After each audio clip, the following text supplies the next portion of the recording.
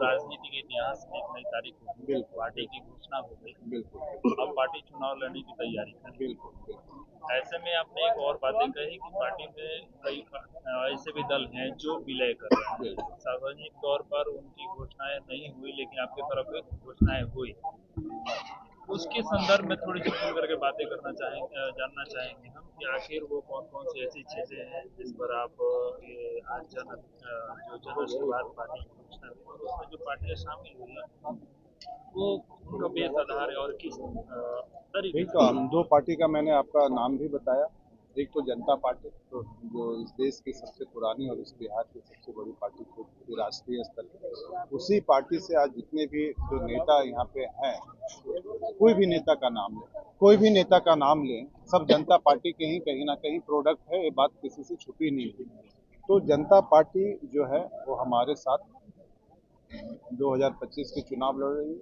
या तो जनता पार्टी हमारे साथ विलय भी कर सकती है या हमारे साथ चुनाव भी लड़ सकती है। जनता पार्टी के जो अध्यक्ष थे, जो उपाध्यक्ष थे, उनका सारे कार्यकारिणी सदस्य भी यहाँ पे आए हुए हैं और उन लोगों ने भी स्टेज पे आके बोला कि हम निशिकांत सिंह के साथ ये चुनाव लड़ने वाले हैं और साथ में हो सकता है तो हम विलय भी करेंगे। सर एक सवाल ये है कि आप उद्योगपति रहे हैं, तो सर उद्योगपति आप अच्छे हैं, तो राजनीति में से आने का क्या कारण रहा है? राजनीति कभी भी मेरा क्षेत्र नहीं रहा है और कभी भी मेरी रुचि नहीं रही राजनीति में, और कभी भी मैं अपनी इच्छा से राजनीति में नहीं आया। मैं पिछले एक बिजनेसमैन के साथ, उद्योगपति के साथ, मैं पिछले 6 सालों से मैं समाज का सेवा कर रहा था शिक्षा के क्षेत्र में बड़े लेवल पे। तो कहीं ना कहीं समाज का एक प्रस्ताव आया, दबाव आया कि जिस तरह से आप निस्वार्थ भावना से समाज के लिए शिक्षा के क्षेत्र में काम कर रहे हैं, उसी तरह से निस्वार्थ भावना से अगर आपके जैसा व्यक्ति राजनीति में आता है तो समाज भी हमारा एक मजबूत और सशक्त समाज बनेगा और बिहार भी एक विकसित बिहार बनेगा। तो लोगों के फैसला को मैंने सर आंखों पे रखा और अपना सब कुछ त्याग करके आप लोगों की सेवा की। सर मैंने पोस्टर पर देखा कि बात बिहार की बात बदलाव। बदलाव। हाँ, बात बदलाव, तो क्या बात बिहार के लिए करेंगे आप और क्या बदलाव होगा? देखिए, बिहार में कोई भी ऐसा क्षेत्र नहीं है जहां सदियों से बदलाव चाह रही है और बदलाव हो नहीं रही। आज अगर हम 4 दशक की बात करें, 40 सालों की बात करें, तो सरकारें आई, सरकारें गई, सत्ता बदला, सत्ता के लोग नए आए, पुराने गए, लेकिन जो हमारा बिहार है कहीं ना कहीं वही का वही रुका हुआ है। शिक्षा की बात करें तो शिक्षा का भी वही हाल है, स्वास्थ्य व्यवस्था का भी वही हाल है।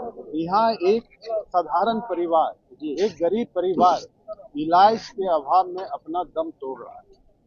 आज यहाँ पे हर युवा अपना पेट पालने के लिए दूसरे शहरों में पलायन कर रहा है। बड़ी ये समस्या हर है। एक व्यक्ति यहाँ पे सुरक्षा मांग रहा है। हर बेटी बहन अपने आप को यहाँ असुरक्षित महसूस कर रही है। कानून व्यवस्था यहाँ इतना गिर गया है कि अपराधियों का मनोबल इतना बढ़ गया है कि अपराधियों हत्या पे हत्या किए जा रहे हैं। मैं अपना ही समाज की अगर बात करूं तो पिछले 2 सालों में सैकड़ों हत्याएं हुई और आधे से अधिक अपराधियों आज तक गिरफ्तार नहीं हुए। और इस पर ना तो सरकार ने कोई किसी ने मुद्दा उठाया, ना तो प्रशासन ने उठाया, ना ही तो हमारे समाज के नेता उठाए। तो यहाँ पे बिहार में अब तो जान की कोई कीमत नहीं रही। सर आपके पास पलायन और बेरोजगार के लिए क्या कुछ एजेंडा है? क्या पलायन बहुत सारा एजेंडा है। ऐसा बहुत सारा ऐसा काम है जो कि हम बिहार में करके पलायन को रोक सकते हैं। अगर दूसरे शहरों में, दूसरे राज्यों में पलायन रुक सकता है तो बिहार में क्यों नहीं रुक सकता? बिहार ऐसा नहीं कि दूसरे कंट्री में आता है, बिहार भी इंडिया में ही आता है, भारत देश में ही आता है।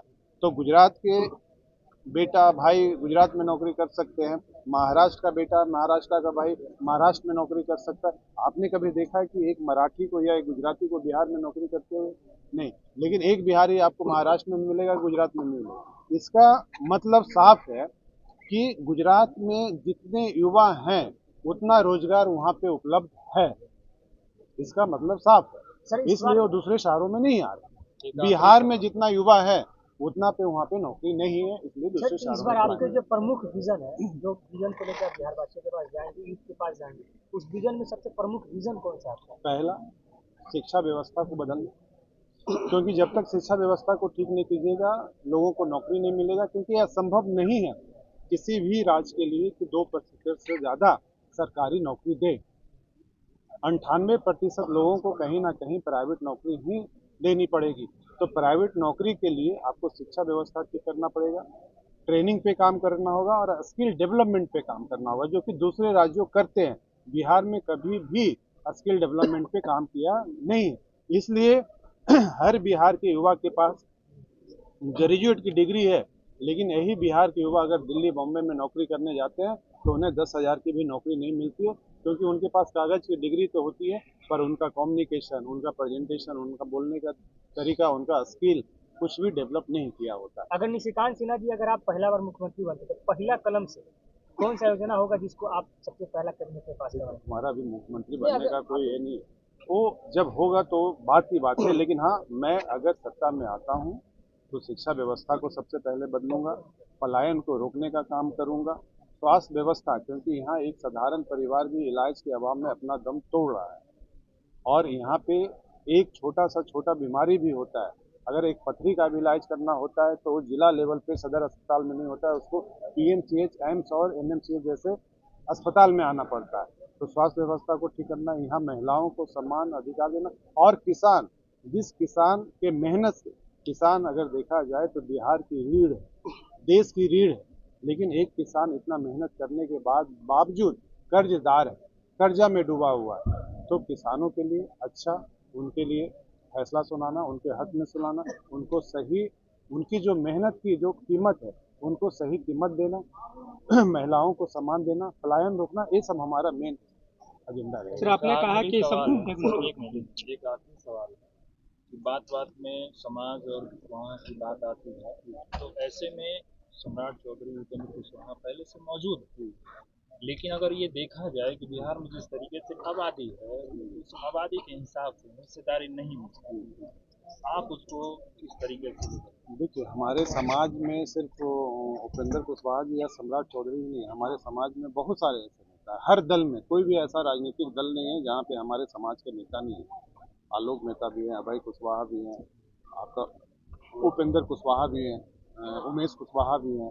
तो ऐसे करीब 50 नेता हैं जो कि हमारे समाज के, लेकिन जितने भी नेता, ये हमारे समाज का दुर्भाग्य, मैं सच कहूँ तो, कि जितने भी नेता आए वो सिर्फ और सिर्फ अपने स्वार्थ के लिए आए, ना कि समाज के स्वार्थ के लिए आए।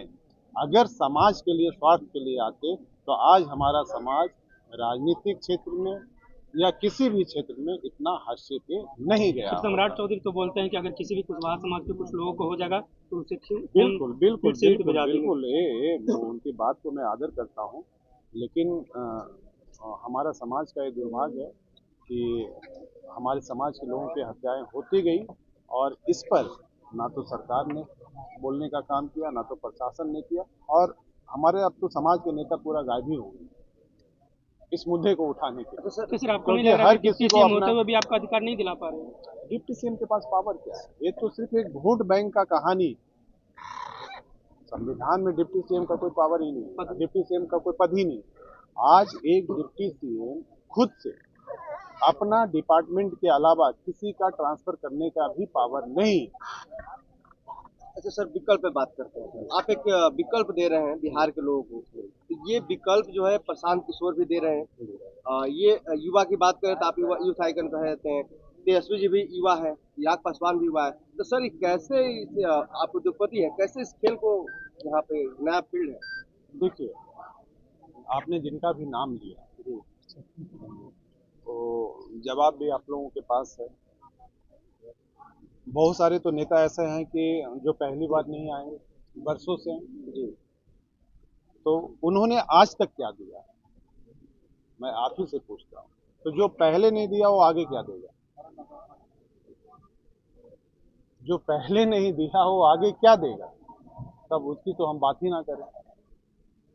अब दूसरे जो नेता बने उन्होंने समाज के लिए अपना योगदान क्या किया या बिहार के लिए क्या योगदान? वर्तमान समय में कोई ऐसा आपको नेता नजर में है जो बिहार को चेंज कर सकता है?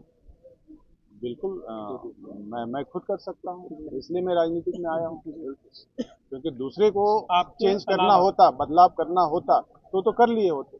बदलाव खुद से ही शुरू किया जाता नहीं, अभी तक तो नहीं, अगर आएंगे तो हम अगली बार आप क्वेश्चन पूछेंगे तो मैं उनका नाम लूंगा। भविष्य में कभी सर टीएसपी यादव जी के पार्टी से गठबंधन के बारे में सोचा है?